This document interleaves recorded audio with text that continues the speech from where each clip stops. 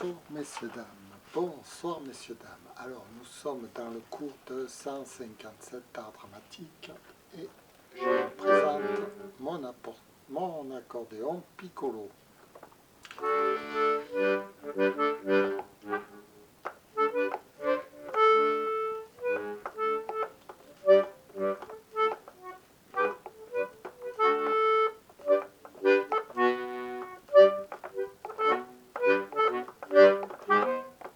Alors ce soir, de quoi va-t-il être question? Toute la question est là. Je me suis cassé la tête, j'ai essayé de comprendre, mais de quoi vais-je pouvoir leur parler dans le cours de 157 art dramatique? Je me suis dit, bon, déjà après tout, ils veulent avoir du plaisir. Donc on va faire un cours plaisir. Voilà. C'est tout. Plaisir, plaisir. Cherchez pas.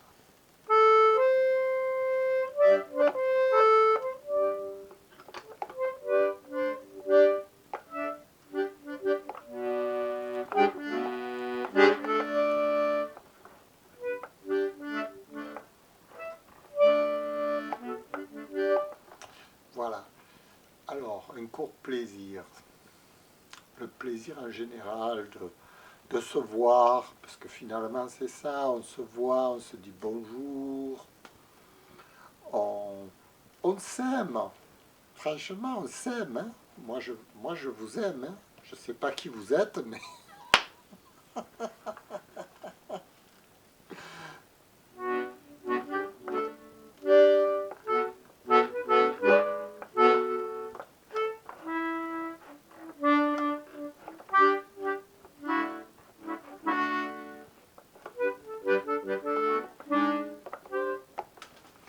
Alors, je regarde si la caméra est allumée.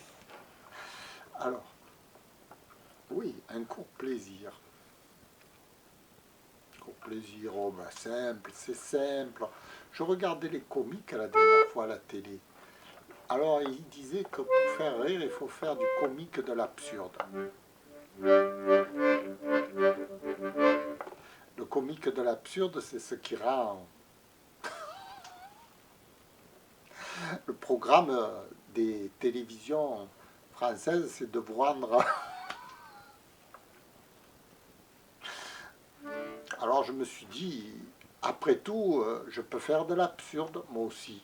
C'est facile l'absurde. Il suffit de faire n'importe quoi, ça marche. Ça marche.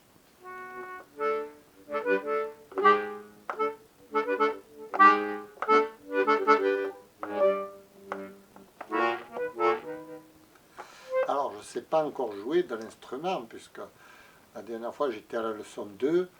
Depuis j'ai presque pas touché parce que j'ai eu... Enfin... Et là je reprends leçon 3, quoi. Leçon 3. Alors normalement aujourd'hui c'est la mélodie, ça devrait être. Il faudrait que j'invente une mélodie.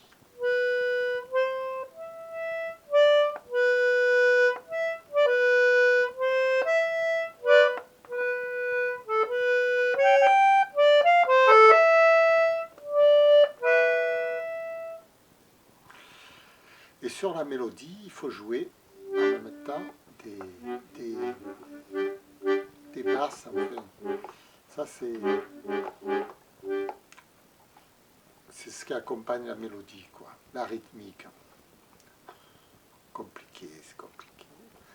D'en parler, rien que d'en parler, je... Non, franchement. Faisons que ce qui nous plaît, on va faire plaisir. Aujourd'hui, c'est plaisir. Plaisir de vivre, plaisir d'aimer, plaisir d'être ensemble. Enfin, si vous voulez, vous pouvez éteindre si ça ne vous plaît pas.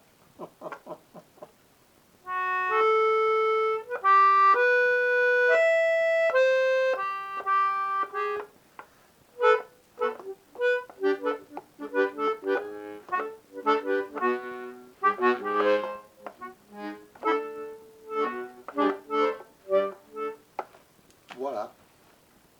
Alors, je vais revenir.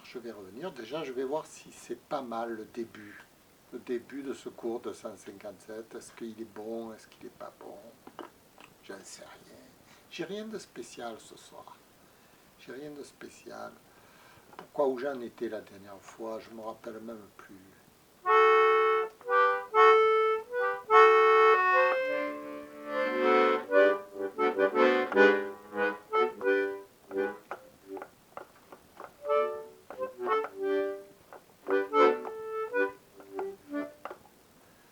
Voilà. Je vais regarder déjà ce petit extrait s'il est valable. D'accord? Allez, je reviens.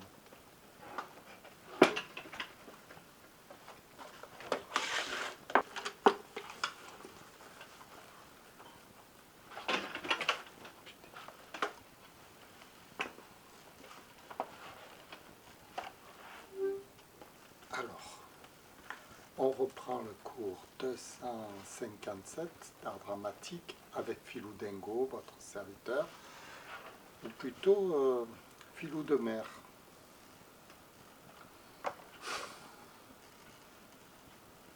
Voilà. Alors, qu'est-ce que je disais? Oui, ce soir c'est un cours plaisir. On va orienter là-dessus, pourquoi pas. C'est un thème. C'est un thème, le plaisir de jouer de la musique, par exemple.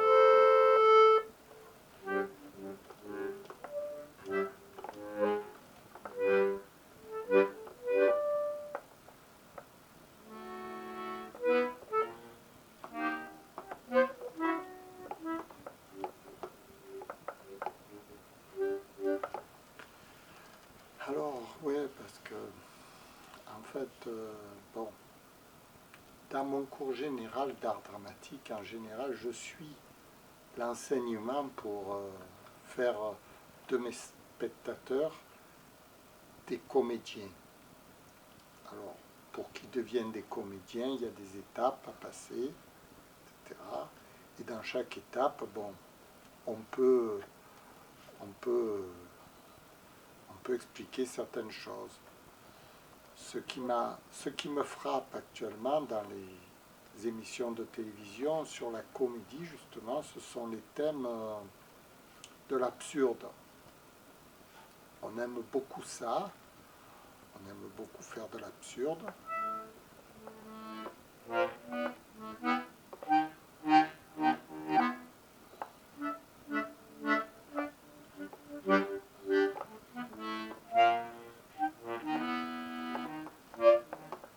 Et moi, je me suis dit, bon ben, je vais faire un thème plaisir. Voilà. Pour qu'on soit heureux, tous ensemble, de vivre ensemble dans ce beau pays qui est la France, qui veut le détruire, hein. Ça c'est autre chose. Je ne sais pas qui c'est qui veut détruire ce beau pays. Je ne comprends pas comment on peut avoir des débats à la télé perpétuels dans le sens d'affrontement entre Français. Perpétuels. Ce pas des débats constructifs, ce sont des débats destructifs. Si on va parler de tous nos problèmes qu'on a avec nos voisins, on va se bagarrer, on va s'entretuer finalement. Vous voyez ce que je veux dire? Si on commence à parler des problèmes, il ne faut pas parler des problèmes, il faut parler des solutions. Alors il y en a qui disent, la seule solution, c'est de mettre un mur gigantesque entre mon voisin et moi.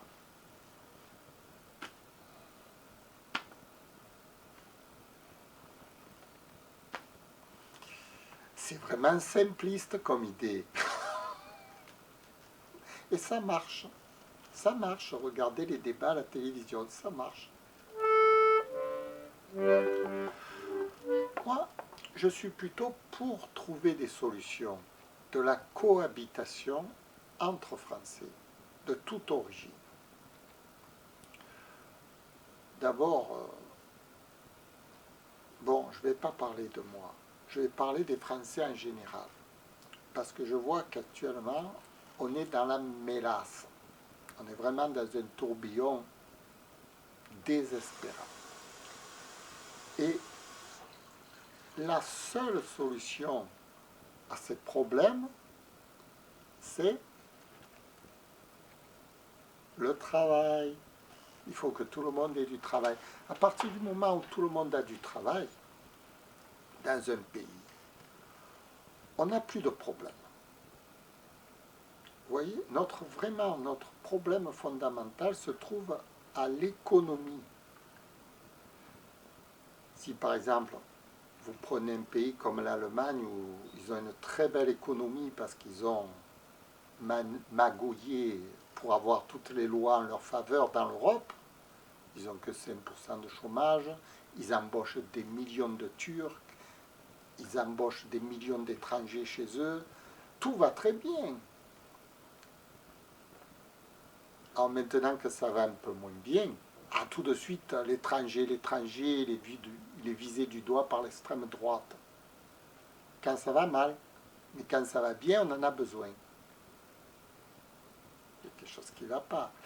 En fait, quand ça va mal, c'est pas parce qu'il y a l'étranger, c'est parce qu'on n'a pas de travail. Le problème est sur le travail, c'est pas sur l'étranger. La délinquance, c'est parce qu'il n'y a pas de travail. Comprenez? Et pour qu'il y ait du travail, moi j'ai mes solutions. Je peux donner des solutions au gouvernement, au monde entier. Je conseille les gouvernements du monde entier d'orienter leur économie vers les services.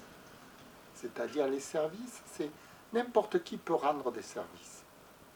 Vous arrivez d'Afrique, vous ne savez rien faire, vous pouvez porter des valises, vous pouvez creuser un trou, vous pouvez rendre service à tout le monde. Si on vous paye, vous allez le faire. Seulement, on ne les paye pas pour les services. Pourquoi? Parce qu'on a une économie orientée vers la fabrication de la marchandise, pas sur les services, à proprement dit. On a éliminé toutes les parties services en imaginant que la machine allait remplacer l'homme. C'est ce qui se passe. La machine remplace l'homme. Mais l'homme, qu'est-ce qu'il fait? Il se tue entre lui et l'autre, il n'a plus rien à faire. On est en train de tous s'entretuer là.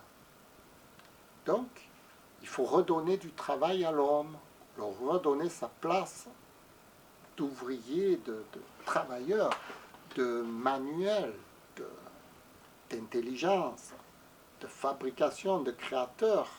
L'homme a besoin de créer dans sa vie, aussi bien si vous faites de la peinture que si vous faites, là en ce moment ce que je fais, c'est de la vidéo à but pédagogique. Je suis un professeur d'art dramatique, donc j'explique d'où provient le problème entre les individus. L'art dramatique concerne les relations sociales. J'ai une vision claire là-dessus, parce que c'est mon métier, c'est ma spécialité. Quand vous avez besoin de quelqu'un, vous le caressez, vous voyez. Quand vous n'avez plus besoin de lui, voilà, c'est pas beau, c'est pas beau. Alors, il faut remettre l'homme au travail dans la société moderne. Et pour ça, il faut créer une économie parallèle à l'industrie. L'économie parallèle, c'est relancer avec une monnaie virtuelle l'économie des services, financée par les banques centrales. Tout simplement. Là, j'ai tout dit, là. Voilà. C'est-à-dire que c'est les banques centrales qui vont payer tous les manuels. Vous arrivez, vous travaillez, c'est la banque centrale qui vous paye. C'est plus le particulier qui paye le particulier. Ça change tout. Parce que vous aurez du travail tant que vous voulez. On a toujours besoin d'une main-d'œuvre pour faire n'importe quoi. Il y a toujours des gens qui sont prêts à travailler pour gagner de l'argent, pour se rendre utile tout du moins. Et s'ils sont payés automatiquement, que l'argent ne soit plus un frein.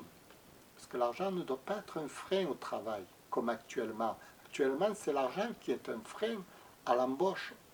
On n'a pas d'argent pour embaucher, ce qui est absurde, délirant, puisque l'argent est virtuel en vérité. On doit toujours avoir. L'argent n'est pas une denrée rare, contrairement à ce qu'on a répandu dans tous les milieux médias, économistes, etc., l'argent n'est pas rare. L'argent, il s'invente. C'est-à-dire que demain, l'Amérique fabrique de l'argent, invente de l'argent pour acheter le monde entier. Et nous, on est là, on reçoit les dollars, oh, c'est des dollars, oh, ça vaut cher. Ça vaut rien du tout. C'est juste une monnaie d'échange. L'argent, c'est un échange entre particuliers, c'est entre travailleurs. Donc il faut que ce soit reconnu comme tel, et non pas une monnaie d'esclavagisme. Voilà, ça c'est important. Je reviens sur ce sujet parce que les actualités me désespèrent. Quand je vois les gens parler d'économie, comment améliorer la France, quels sont leurs projets, c'est de mettre des murs entre les Français, de les cloisonner. Non, c'est absurde délirant. Voilà, absurde délirant. Au lieu de trouver la vraie fonctionnalité, c'est-à-dire qu'est-ce qui peut donner du travail à tous les Français, sans exception. Et si quelqu'un me donne la solution, mais je l'embrasse. Et moi, je vous la donne.